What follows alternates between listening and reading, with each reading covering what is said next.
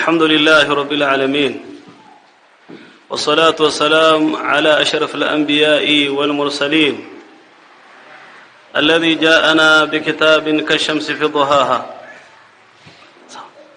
وبسنة كالقمر إذا تلاها، ومن عاش فيهما عاش في النور النهار إذا جلاها، ومن أعرض عنهما تخبط في الظلمة الليل إذا يغشاها. صلى الله عليه وعلى آله وأصحابه الغر الميامين ومن تبعهم بإحسان إلى قيام الساعة. أيها المسلمون عباد الله، أوصيكم وإياي بالتقوى الله، فإن الفوز للأتقياء. بعدكم شكور الله سبحانه وتعالى na kumtakia rehma mtume sallallahu alayhi wasallama. Napenda kuihusia nafsi yangu, kadhalika kuzihusia nafsi zenu katika jambo la kumcha Allah jalla fi ula. Ndugu zangu, tuko katika kikao cha khairi, kikao ambacho mtume sallallahu alayhi wasallama kakibatiza jina la bustani za peponi.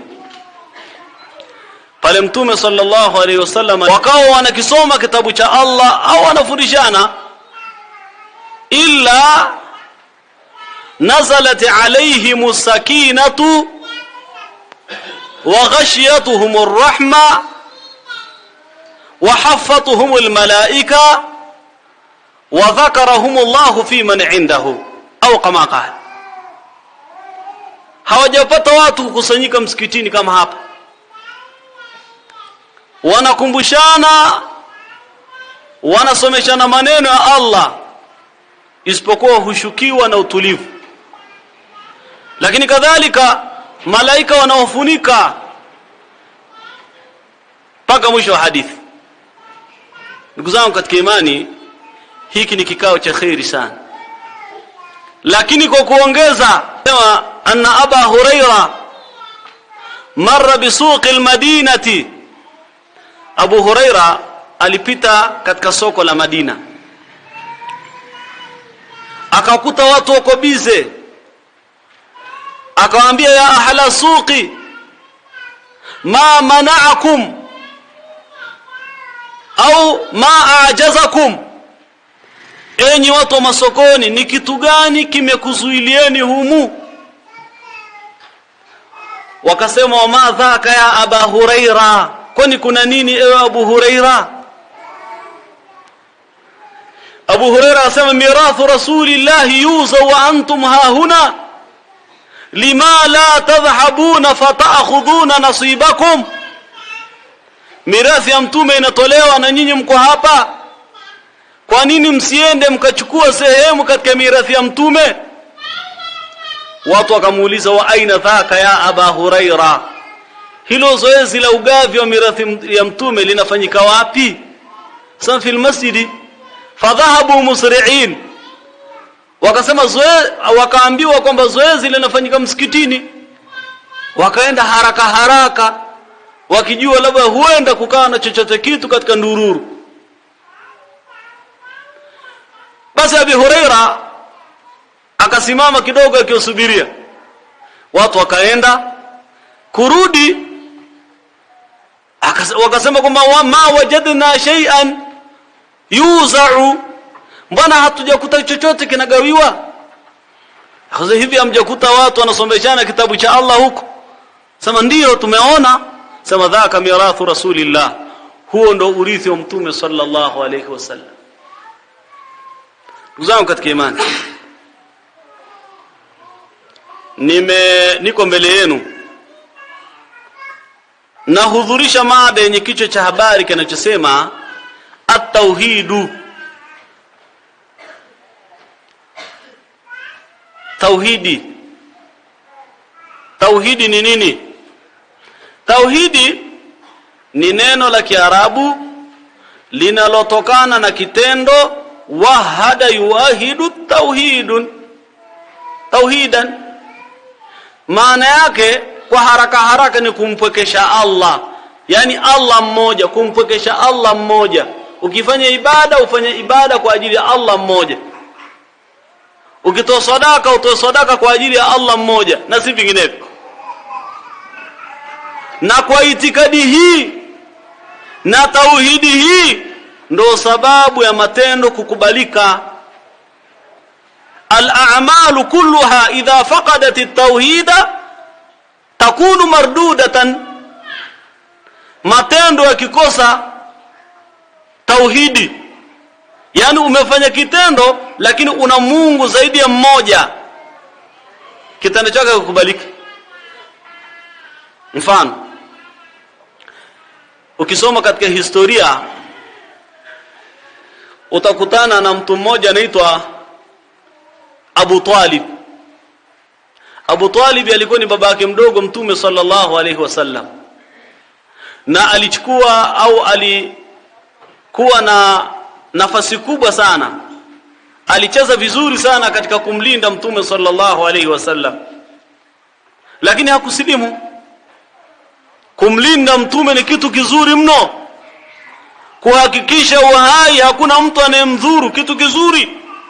Lakini maadhalika ma kana musliman, lakini pamoja na hivyo hakuwa Muislamu. Alipokaribia kufa sasa, Mtume sallallahu alaihi wasallam dhahaba ilayhi yumtiquhu shahada. Mtume alienda, alipokuwa akiwa na pupa atamke shahada, anamwambiaje? Ya ammi qul la ilaha illa Allah kalimatun uhajju laka biha inda Allah. Ewe baba yangu mdogo, sema la ilaha illa Allah, ni neno ambalo mimi nitalitumia kama hoja kukutetea wewe mbele ya Allah. Lakini pembezoni alikuwa Abu Jahali na wengineo wakimshawishi, hivi unataka atarghabu an millati Abdul Muttalib? Hivi unataka uiache na uichukie leo hii mila ya Abdul Muttalib? Na kama unavyojua Waswahili wanasema wapambe nini? Wapambe nuks. Wakaendelea kumshawishi mpaka mwisho siku akasema ala millati Abdul Muttalib, maana yake akafa katika mila Abdul Muttalib ambaye si mila ilikuwa ya Kiislamu. Matendo yake yote aliyofanya kumhami Mtume, kumsaidia Mtume, yote yalikuwa ni nini? Ni vumbi lenye kupeperuka, yalikuwa hayana faida kwa sababu yalikosa la ilaha, yalikosa tauhid. Lakini kadhalika katika historia ukisoma utakuta kuna mtu mmoja kana rajulan kariman min quramai al-Madina. Huyu bwana alikuwa ni mkarimu sana katika wakarimu wa mji wa Madina. Unaambiwa mahujaji wakifika muda wa kuja kuhiji, yuiddu al-at'imata lahum, anawaandalia vyakula na mahema na maji. Lakini ma kana musliman, hakuwa Muislamu huyu bwana. Yani pamoja na ikramu yote hiyo hakuwa Muislamu, ambaye jina lake alikuwa ni Abdullah ibn Jud'an. Aisha radhiyallahu anha wajahati suala ila Rasulillah, akamuuliza Mtume, ayadkhulul jannata Abdullah ibn Jud'an? Hivi Abdullah ibn Jud'an ataingia peponi? Sema la, li'annahu lam yadhkur isma Allah, kwa sababu yeye hajawahi kutaja jina la Mwenyezi Mungu, yani hajawahi kukubali la ilaha illa Allah. Kwa hiyo matendo yake yote, kuwalisha mahujaji, kuwatengenezea mahema, kuwatengenezea maji, kwa sababu alikosa Uislamu,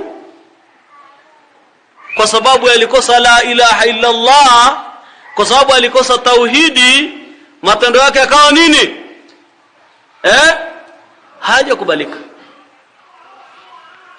Leo asiyekuwa Muislamu akatenda kitendo kizuri, mbele ya Allah hapati chochote, lakini duniani atapata. Ndo maana mtu aliyetamka la ilaha illa Allah ni mtu mwenye thamani kubwa. Kuna mufti, iko kauli moja ya mufti wa Misri.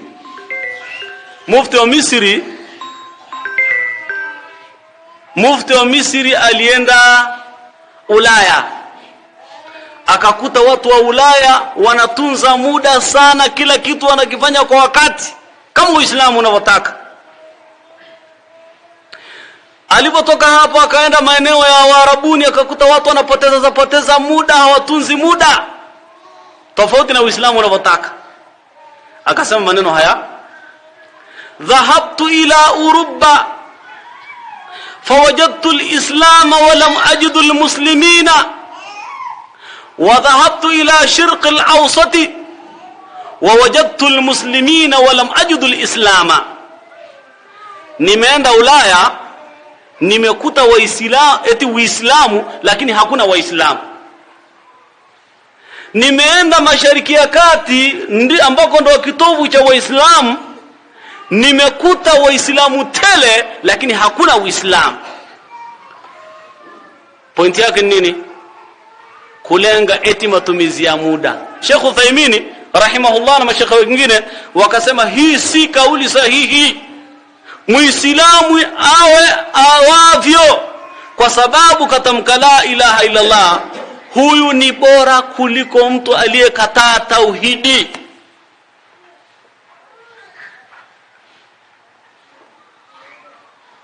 Ukuta Muislamu anasema, yani hawa wana moyo mzuri, hawa wana moyo mzuri. Moyo mzuri kama hujakubali tauhidi, moyo wako ni mbaya tu. La dhamba baada shirki, hakuna dhambi baada ya kukosa tauhidi. Ndugu zangu, hiyo ni mifano ambayo inatupa dira ya kile ambacho tunataka tukiongelee. Sasa basi, nini kinyume cha tauhidi? Ma dhiddu tauhidi huwa shirku. Kinyume cha tauhidi ni shirki. Ukikataa kumwabudu Allah mmoja, maana kutaabudu waungu zaidi ya mmoja. Kama vile ukiabudu sanamu, maana wewe ni mshirikina.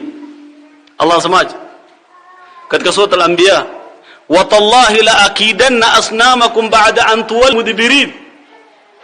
Ibrahim anaambia baba yake, wallahi nitakatakata masanamu yenu mtakapoondoka. Faj'alahum judhadan illa kabiran lahum la'allahum ilayhi yarji'un. Akayakatakata yakawa ni vipande ili wao kupitia vile kile kitendo kilichofanyika huenda wakarudi kwa Allah. Qalu man fa'ala hadha bialihatina ya innahu la min adh-dhalimin. Waliporudi katika sherehe zao wasema, hivi ni nani kawafanyia miungu wetu hivi? Huyu ni katika madhalimu. Qalu sami'na fatan yadhkuruhum yuqalu lahu Ibrahim. Tulimsikia kijana mmoja anayetaja mtu Ibrahim. Qalu fa'atu bihi ala a'yunin nasi la'allahum yashhadun. Hebu mleteni kwenye kadamnasi ya watu ili tumfanye kitu kibaya watu washuhudie kwa macho yao. Qalu a anta fa'alta hadha ya Ibrahim? A anta fa'alta hadha bi alihatina ya Ibrahim? Hivi wewe ndio ambaye umewafanyia hivi miungu wetu? Ibrahim asemaje? Qala bal fa'alahu kabiruhum hadha fas'aluhum in kanu yantiqun.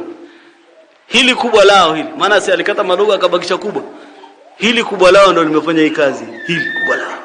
Sasa mbona hata hayaongeagi? Sasa vipi mnaabudu vitu visivyoongea? Wala havina msaada kwenu. Hii ni shirki. Lakini viko vitu vingi vinaingia katika shirki. Kitu cha kwanza kinachoingia katika shirki au ni njia kupelekea katika shirki, wanasema libsu alhalqati wal khayt wa nahwihima biqasdi raf'i albala'i au daf'ihi. Ni mtu kuvaa kitu cha mviringo shingoni, mkononi au kiunoni au mguuni, au akavaa uzi kwa lengo la kuzuia madhara au magonjwa au kuleta manufaa. Yani mtu akavaa pete, lakini hii pete hii ni pete ya kuvutia wateja dukani kwangu. Mtu akavaa bangili la silver. Kwa nini hilo bangili? Hili bangili ili nisipate matatizo barabarani kwa sababu mimi ni dereva. Hilo bangili la nini? Hilo bangili ili liweze kunivutia riziki zangu. Au mwingine akavaa nini? Ngozi ya kondoo. Baada ya kuumwa na kisukari au na gonjwa jingine, basi akavaa nini? Kipande cha ngozi mkononi. Kwa nini unavaa kipande cha ngozi mkononi? Ili kiweze kuzuia nini? Madhara ambayo nimeyapata. Sasa ukivaa kitu ukaambatanisha na itikadi kwamba kinazuia au kinaleta manufaa, hiyo ni shirki.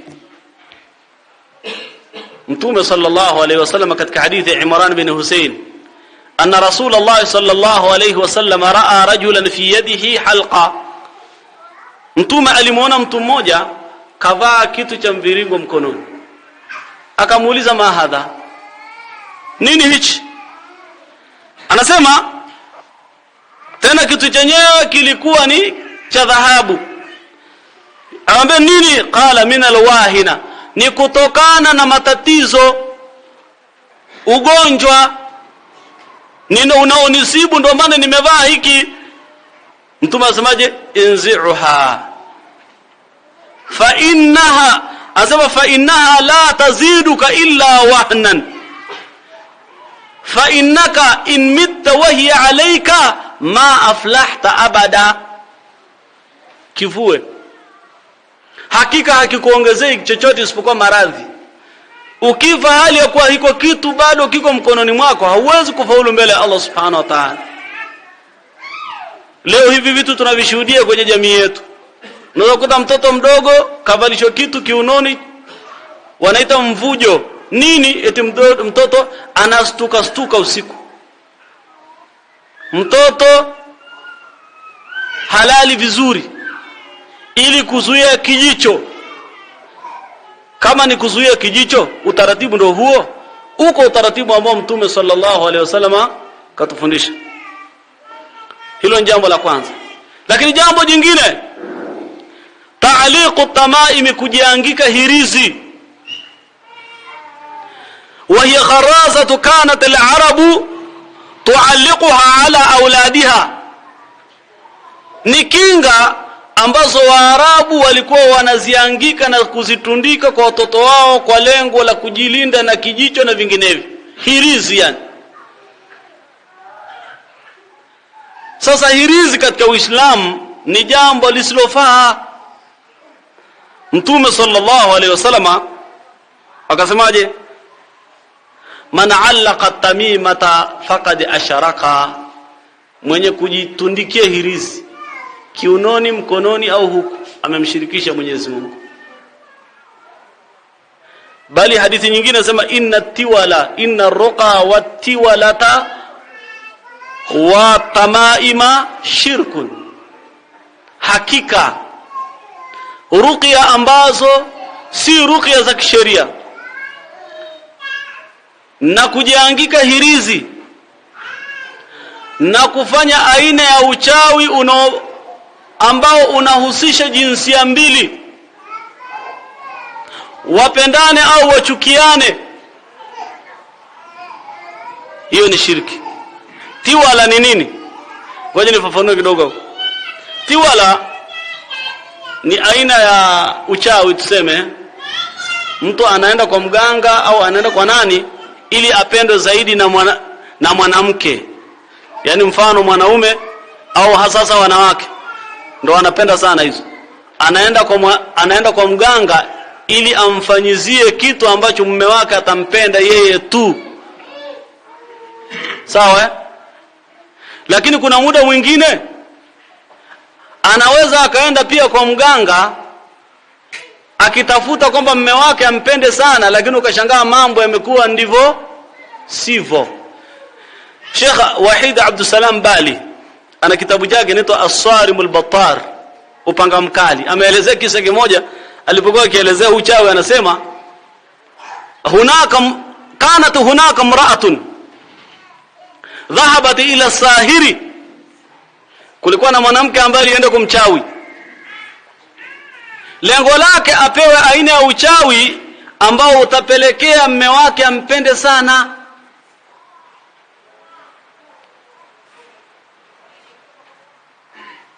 Yule mchawi akaenda akamfanyia jambo, akampa masharti, nenda nyumbani kwako, fanya 1 2 3. Kama ni kutia kwenye chakula au kutia kwenye maji ya kuoga, wa halumma jarra. Akafanya kama alivyoelekezwa na mchawi. Lakini kilichotokea, aljawabu kana aqsu dhanniha, jawabu kilichotokea ni tofauti na alivyokuwa akidhania. Yule mwanaume akawa anachukia wanaume wote duniani, eti wanawake wote duniani, yani anachukia mpaka na mama yake mzazi.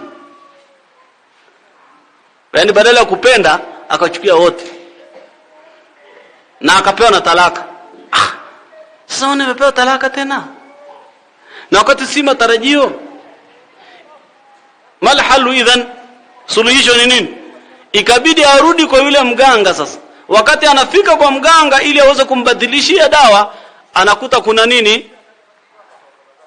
Anakuta kuna ni umeme makata anakuta kuna kundi la watu linatawanyika. Akawauliza, jamani, mbona kundi la watu linatawanyika, kuna nini? Wakasema, kwani haujapata taarifa leo ndo tunamaliza 3 ya nini? 3 ya mganga, si alikufa siku 3 zilizopita.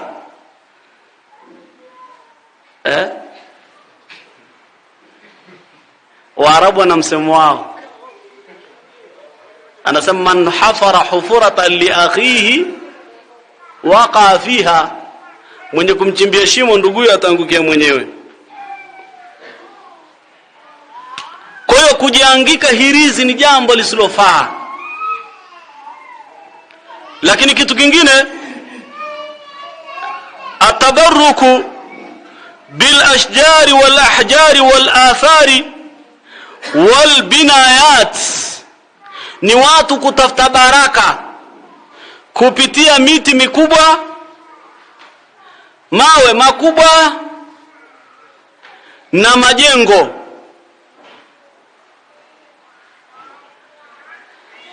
Sikiliza,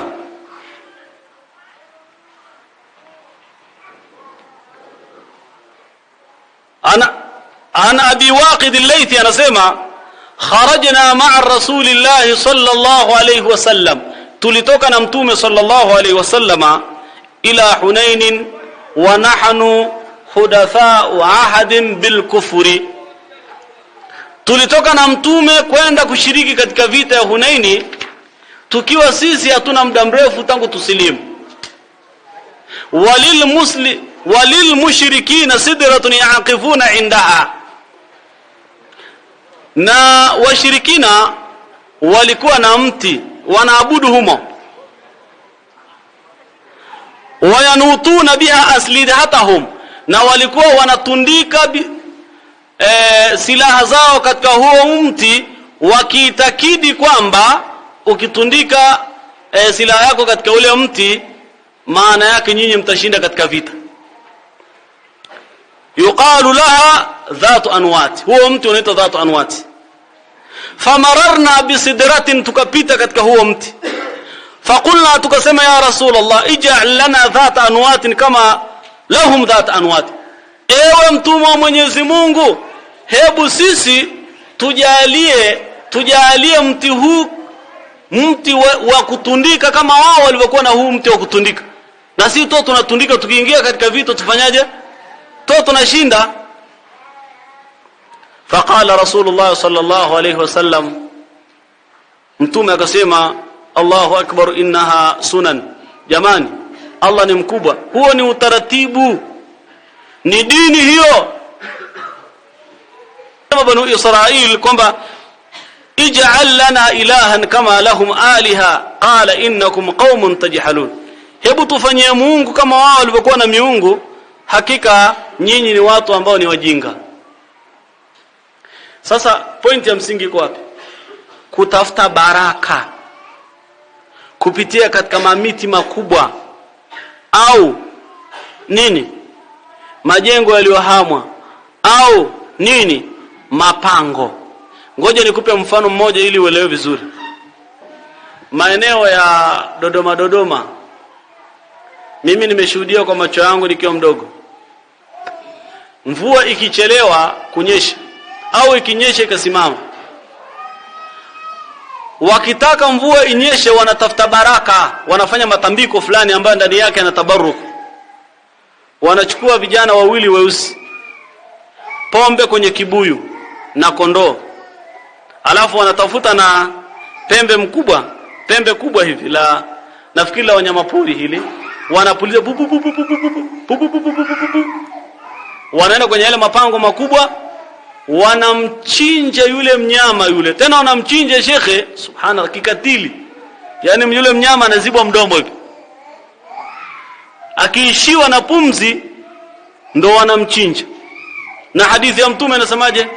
Idha dhabahtum fa ahsinu dhibha, mkichinja chinjeni vizuri. Sheikh Uthaymeen atafsiri anasema kuchinja vizuri ni vipi?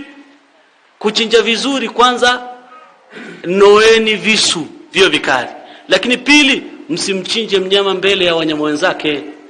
Lakini wao wanamfanyia ukatili wa kijinsia, sijui tuseme, wanambinya hapa kisha ndo wanamchinja baadaye. Zile nyama watazichukua pale, watatupia baadhi katika ile mapango, zingine watapeleka katika miti mikubwa ile mikuyu, si ndio? Na kuna miti mingine kule nyumbani ipo huko sioni. Sheikh, mvua itanyesha vibaya mno. Mvua itanyesha. Wametafuta baraka kupitia mamiti na vitu kama hivyo. Wewe utaniuliza swali hapo ulipo, na unatamani uniulize swali, lakini nitakujibu. Swali lako unalotaka kuliuliza unajua ni lipi? Mbona walikuwa wanafanikiwa sasa? Hilo ni swali lako. Talijibu mwisho. Shali niangalie ni mpaka dakika ngapi?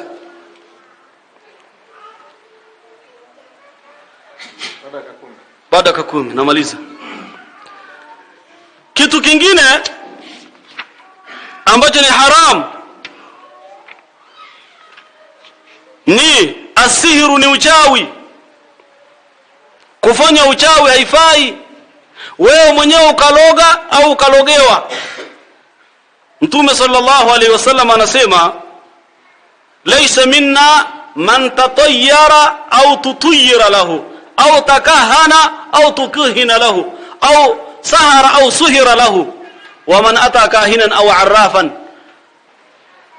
fasaddaqahu bima yaqulu faqad kafara bima unzila ala Muhammadin sallallahu alaihi wasallam. Si katika sisi ambaye ataloga mwenyewe au atalogewa. Yani ukaenda kwa mtu nilogee yule. Kwa nini uchawi ni haramu? Wanasema ma fihi min istikhdami ash-shayatin wa ta'alluq bihim, ni kwa sababu katika uchawi kuna njia ya kutumia majini na kuwa karibu nao na kufungamana nao. Hakuna mchawi ambaye amiliki majini. Utaniuliza, mbona huku kuna uchawi wa kienyeji? Upi? Watu wanafuga fisi, watu wanafuga nyoka, watu wanafuga hata paka, si ndio? Sheikhul Islam Ibn Taymiyyah maelezo anasema huwezi ukamfuga fisi bila kumuingizia jini amvae.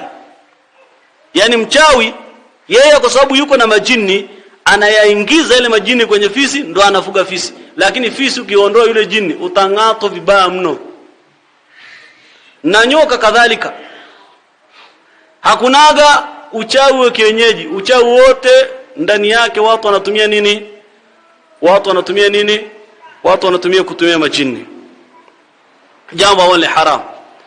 Lakini kadhalika ma fihi min da'wa ilmi al-ghaibi, wanadai eti katika uchawi kuna kujua mambo yasiyoonekana, kwamba mchawi ana uwezo wa kujua mambo ya kesho. La, laisa hunaka man ya'rifu al-ghaiba. Hakuna anayejua kesho kitafanyika kitu gani.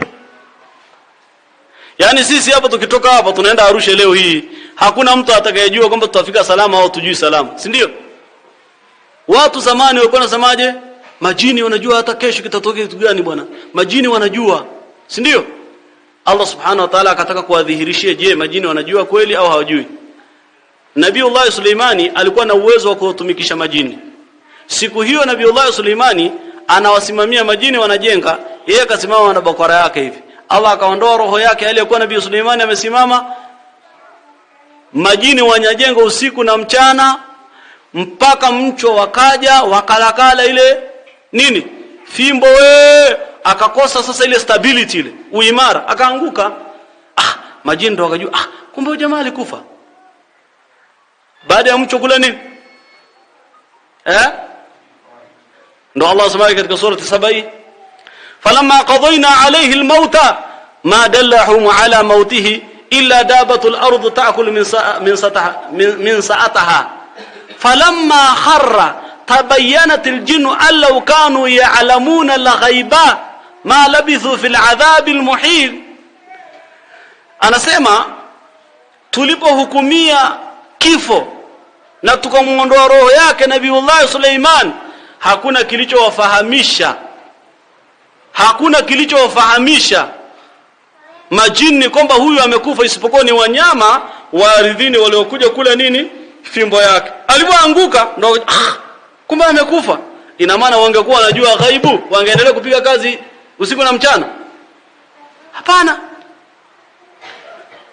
Ukisoma katika kitabu cha Ibn Kathir anasema hivi, huko kuna vichuguu unaweza kukuta kipindi kiangazi lakini kwenye kichuguu kuna nini? Unakuta kuna mchwa alafu kuna unyevu kabisa, sio? Unatokea wapi?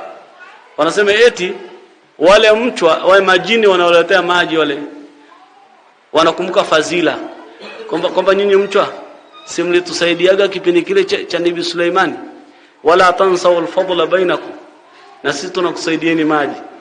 Lakini sijui kama ni kweli sasa, lakini yako yameandikwa.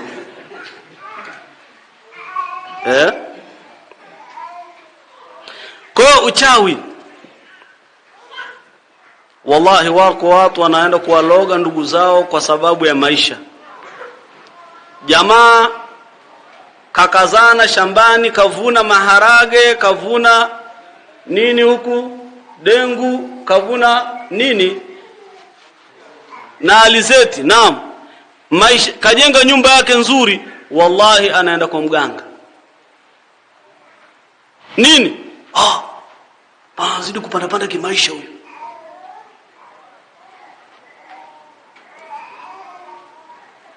Sawa? Haifai.